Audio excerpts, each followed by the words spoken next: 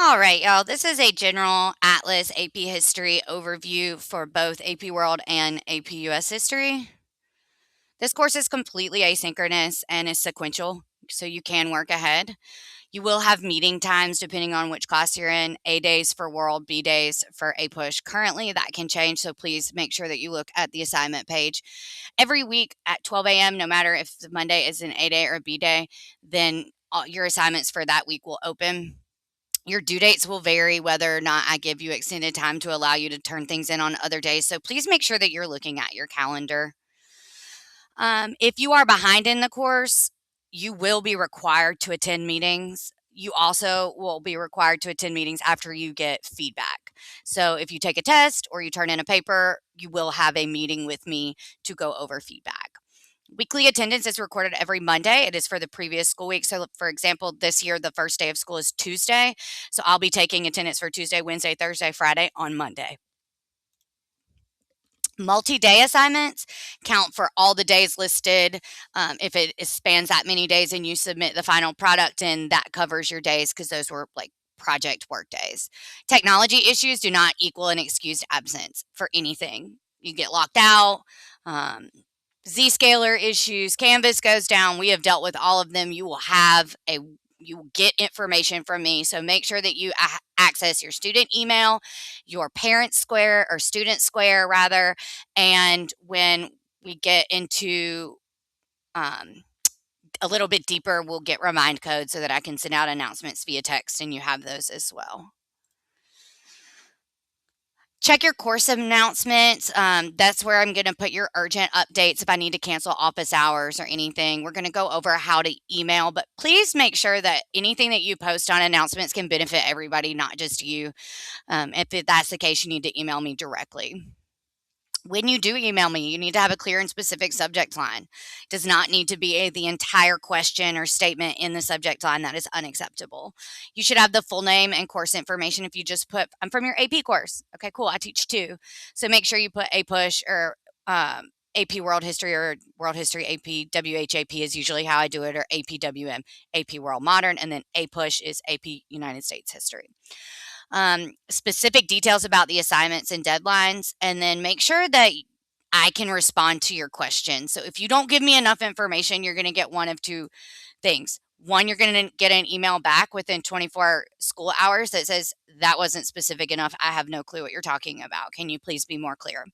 Or two, please come to office hours so that we can discuss this further. And if I can answer, I will. If I can't, I will just ask for you to come in.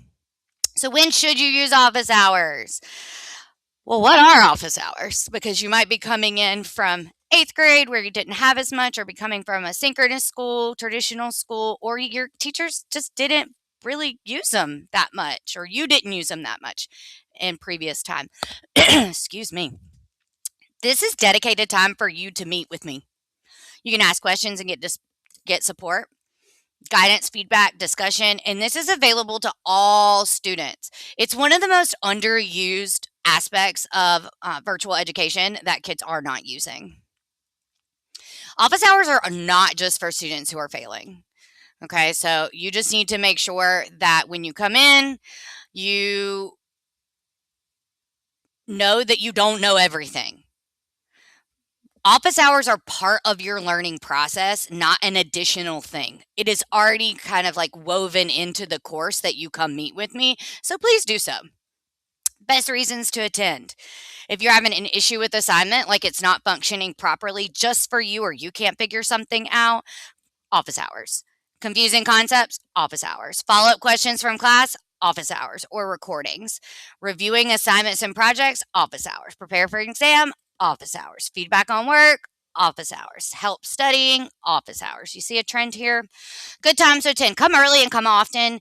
You don't have to stay long, but if you've been working on something for like 20 minutes and you can't figure it out, please come in and don't wait till the last minute. Early support is more effective than emergency help right before deadlines. And you don't have to have a perfect question. That's why I'm there, to help you. Why you're confused about something, why you don't have a great understanding of something. These are all reasons to come in and to use office hours. They also help you build confidence because you have the ability to say, "Oh, I can just go ask for help." Um, I love teaching AP histories. That's why I teach too. So please come see me, come talk to me. I love talking about history. Make sure that you do this because this also helps you. Like I said, you're not thinking about it right now, but it's really hard to get recommendation letters when you're in asynchronous or a virtual school. Make sure you have the materials pulled up and that you've attempted the problems independently or the questions independently or the task independently. While you're there, take notes. Be like, wait, I want to write this down. They will be recorded. Um, so you can go back and review them, but you'll also just make sure that you ask questions. That's what they're for. So, kind of a good litmus test to look at if you would come to office hours or use email. If it requires more than a short factual answer or involves your work, feedback, or a discussion, if you can answer yes to any of that, come to office hours. If it just needs a brief, simple, factual response and does not require a discussion, you can use email. You have access to this on your course module as well. And just remember, office hours are a learning tool, not a last resort. Use all of the tools you have to be successful. Daily assignments are due at 11:59 on their assigned date, whether that is an A day or a B day, depending on your course. 5 points will be deducted per day. And that includes the days that are not your designated class day because it's still late. Um, Blank assignments that are submitted to be able to move forward are considered a violation of our student code of conduct, and they will be uh, noted, and it can lead to removal from the magnet program if it's a consistent issue. Blank work will still accrue late points upon resubmission, and you'll need to come into office hours to resubmit that. Progress monitoring, I do this a little bit different than some other classes, so I want to make sure that you understand how this works. Your daily grades go into like a little category or group called progress monitoring for each unit. I drop the single lowest grade, and then I enter in the average of all of your assignments from that module or that unit as a quiz grade for the module. So unit 0 will not have one progress monitoring, but unit 1 and 2 will each individually. So that's going to be like 2 quiz grades for those daily assignments for those. Each assignment will have an AI level attached to it. Follow it. That's all. If you don't do your own work, if you don't cite sources, then you'll fail because you can, if you use or are suspected of use of AI, the first assignment you get to redo. The second assignment is automatically a 0, and once we get to the fourth assignment, you can get suspended, which means you get locked down from your the ability to come in and get assistance, and from your Chromebook, you are out of school, suspended, done. I don't want that to happen, but AI use is pervasive, and it is kind of silly because your end goal is to get college credit, and if you don't do the work, then that's not going to happen. Don't like your grade and want to resubmit? Come to office hours. I hope you're seeing a trend here. That is the only way a resubmission will be granted. Please create a weekly plan. I will create it for you in the form of, on the days that are not your designated class day, A day or B day, I will say suggested reading and notes, and you'll have your suggested reading and notes. Notes are due weekly for the topics that we covered. They look a little bit different for each class. G notes for APUSH, and then guided notes for by topic for AP World. APUSH is like a general, will be submitted at the end of the unit. So just make sure that you look at dates, that you're writing these down. Use my calendar as a starting point, but on Monday morning when you get up, you should have a plan when you look at the calendar for the class, which is located on the main page, and say, okay, yeah, that calendar is subject to change. It's located on the main page as well as in your student guide. The student guide on the module is a lot more detailed, so I would use that. But the calendar tells you what topics and what subjects we will be doing. All right. All right, so this is now where we're going to get into AP World specific items. And what is AP World History? AP World History is very unique compared to other standard history courses, as in we start at the year 1200 and go all the way to present day. So we don't quite cover into 2026, 27, but we will be going into more modern times. It is very fast paced and it focuses on skills and concepts that needed, not necessarily dates. We do cover the history that is often ignored. This is not European history. This is not a history of, I don't know, Americans in every hemisphere or Europeans conquering and doing. We're going to learn about all parts of it, such as in Australia, Indo-Europeans and the Maroons. You have the option to purchase your textbook. You did receive a Traditions and Encounters textbook from the first day drop off, the orientation pickup. So you should have that. If not, you please come up to the school to get that because you will need it for some assignments coming up. But I do use the AMSCO text from Perfection Learning. I think it's a really good text. A lot of schools use it. We just don't purchase it. It's a supplementary text. You will have access to this in the form of PDFs that you can print or you can just read online. If you're like me and you want to write in your book, you can purchase. It is a pretty big book. Oh, I thought I had one on my desk, but I don't. A pretty big textbook, about that thick, but it is very useful and the readings are pretty short. All right, our exam breakdown. Exam is going to take you 3 hours and 15 minutes with a little break halfway through, and the sections will break down like this. The first section is going to be multiple choice. You'll have 55 questions that you have to complete in 55 minutes. And if this history teacher's math is correct, that's roughly 1 minute per question. And this section is going to count for 40% of your overall score. Now, these are not your average information-based multiple choice question. Instead, they're designed to test your ability to think historically. So every question is going to be attached to a stimulus, and that means you might have an excerpt from a document to read or a picture to interpret or a graph or something like that. And then there's going to be 3 to 4 questions based on that stimulus. Now, what does it mean that they're going to test your ability to think historically? Well, it means you're going to see questions that ask you about the causes of events in the stimulus, or maybe its effects, or maybe how the argument in the document might serve as evidence for something else. The second section is going to be the short answer questions, or SAQs. For this section, you'll have 40 minutes and it counts for 20% of your score. Now, when you open to this section, you will see that there are 4 questions, but you only have to answer 3. Let me explain. The first question is going to have a stimulus and it is required. The second question will have a stimulus and it is also required. And then the third and fourth questions do not have stimuli and you get to choose which one you answer. And then you get a little break. I think it's like 10 or 15 minutes. Then you come back and do the third section, which is the document-based question, or the DBQ. For this, you get 60 minutes to write an entire essay based on the 7 documents that they give you, and it's worth 25% of your score. The recommended reading period for the documents is 15 minutes, and I think that's a pretty good recommendation. So spend 15 minutes reading through the documents and planning your essay, and take the last 45 minutes for the writing. And the fourth and final section is the long essay question, or the LEQ. For this, you get 40 minutes and it's worth 15% of your score. They'll give you 3 prompts to choose from, and you choose the one that you know the best, and then you just start writing. There's no documents here. You just have to pull all that information out of your brain folds and start writing. All right, so we will go through prep tips as we get later in the course, but you do have 4 sections.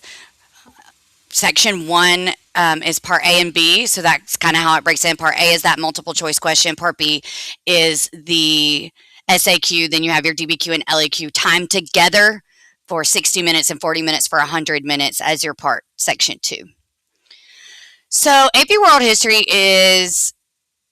could give you some college credit. Okay, so you need to reach a 3. Some colleges require a higher score before you take your exam in May. That date will be posted here shortly. It just was released. So you're only going to have about 15 grades per quarter, made up of perform, rehearse, prepare, and progress monitoring, which will go into that rehearsed category. You'll have quizzes based on content and vocabulary. You'll have classwork, homework marked as prepare. Most times the homework will be new information for the next day or carry over from the last class. Daily classwork assignments not under another category will go to progress monitoring. I've already reached or broach that subject, and then there'll be a test at the end of every unit. The test could be a combination of multiple choice, SAQ, DBQ, LAQ. At one point, it will be all of them. Your midterm and a practice exam will be taken in person, and you will be doing a full AP exam for the time periods that we've covered already. Short of being out of class for medical reasons or other extreme unforeseen circumstances, this is a case by case basis. All informal work that is submitted more than 5 days late will earn a maximum score of 50%. Most tests and quizzes can be retaken after relearning and a meeting with me in office hours. Regrading can be done in an average of 2 test or quiz scores, a new score up to 80% on a different assessment, test corrections up to 80%. This is at my discretion and kind of how I feel would be best for you, the student, to show your knowledge. Using AI is plagiarism, just putting that out there. If you claim someone else's work that includes a AI bot, you are cheating, and you can be removed from AP courses for consistent cheating. So again, this is just kind of how it breaks down time-wise for your exam. Here are the units of study. We'll start with Unit 1, the Global Tapestry, in just a couple days. We will have a brief intro unit to get you familiar with the themes, the locations. Then we'll move on to Networks of Exchange. Those are all going to be between 1200 to 1450. Then we'll move on to land-based empires and transoceanic interconnections from 1450 to 1750, revolutions starting in the Atlantic and then kind of moving, and then the consequences of industrialization will be 1750 to 1900. Global conflict, Cold War and decolonization and globalization, 1900 to present, will be kind of like our third subset of units. Each unit will be its own module on your Canvas, including the short Module 0 that intros the course. It does have a lot of pertinent information for your course, but it does not necessarily have that much content related to your course. And here's the exam weightings, seeing that units 3, 4, 5, and 6 are weighted more heavily, but if you combine them with 1, 2, 7, 8, 9, it's about even when you break down by there. So now we're going to go through some HTSs, reasoning processes, and these should be on your note sheet from today. So make sure that you are taking notes on these. You have in your packet from me a bookmark that you can use or look at or put there that has all of your themes summarized for you. And we're going to go through those now. We are going to refer to this as SPICE T. That's SPICT.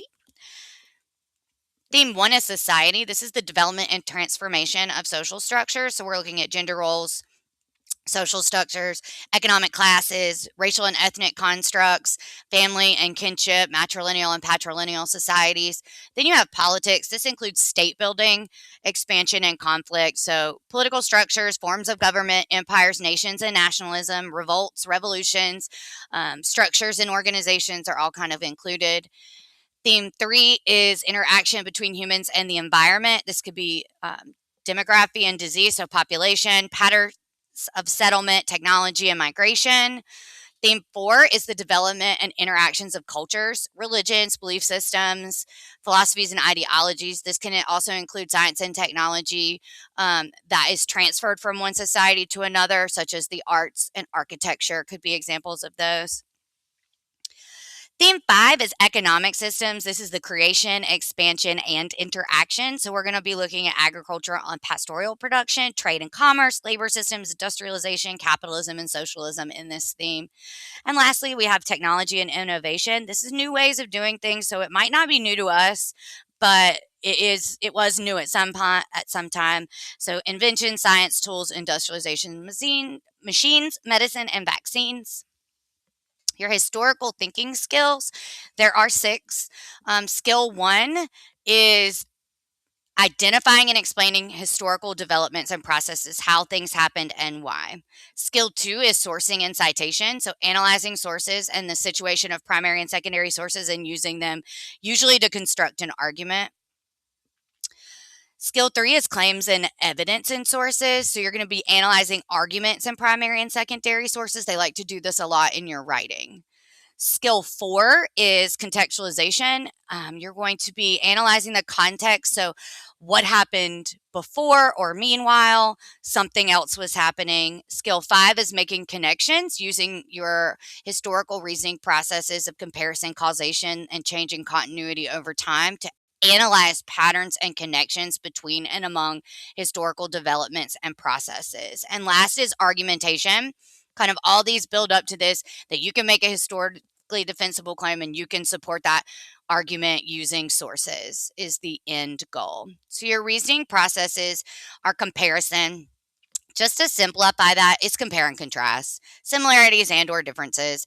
You can make it more complex by doing similarities and differences, but you can compare these two apples and they are completely different, but they also have some things that are the same. Causation, simplified, is cause and effect. This happened because of this, and then it led to this. Change in continuity over time is how things changed and how things stayed the same. So you can see in the picture, things changed. This female grew up, still the same female, still the same hair, eyes, all that, but definitely there's some things that changed in this person's life. So that continuity would be those things that stay the same, and change obviously will be the things that changed. You're also going to be asked to do periodization. This kind of goes into your assignment for today. These are identifiable blocks of history to facilitate our understanding of the past. So it's kind of how we divide it in, like the medieval period or the Cold War era. Those are all ideas of periodization. You also have contextualization. So this, I want you to think of this as like setting the scene of an event and then providing evidence to support a claim. There is no point in making a claim about something if you do not have evidence to back it up. We are not there when many of these events occurred, so we have to use evidence to support our ideas about them. In your assignment today, you are going to use periodization, claims, and context based on your own life. So if we look here, you are going to be doing a periodization, identifying different blocks of your life. You're going to be looking around your room and you're going to say, okay, here is an item, what it says about me and how outsiders might just merely interpret that item. You're going to do that for 3 things in your room.